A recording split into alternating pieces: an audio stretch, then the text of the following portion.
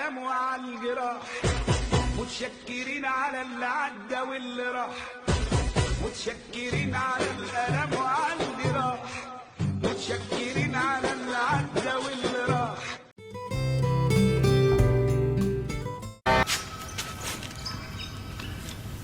مساء الخير.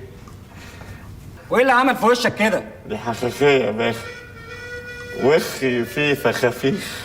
كان الباشا قادر. بس ضرب وتلطيخ لا يا باشا، مش هينفع معايا، انا ابن ناس.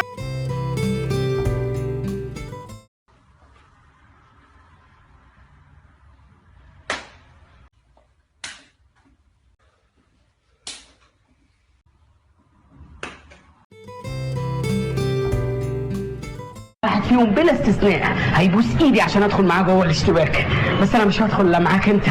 عارف ليه؟ عشان احنا ملناش الا بعض. دلوقتي مرحلة الاشتباك البدني. هوبا! سوري. تعال.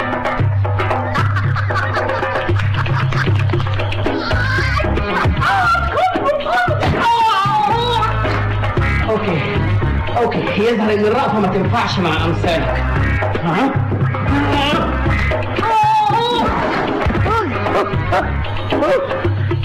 وربنا انا محترمك عشان الرجاله الكبار اللي قاعده دي. انت ما تعرفش طه العدوي اصلك.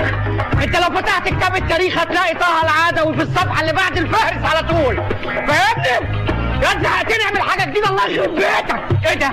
رايح فين؟ رايح فين يالا؟ مالك صلى على النبي. عشان كده انا ما رضيتش اضربه والله، يعني مراعاه لمشاعركم الرقيقه دي.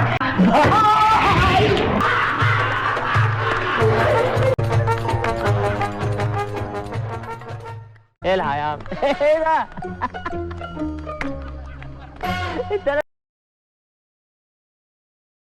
انت جنبي في العربيه كده.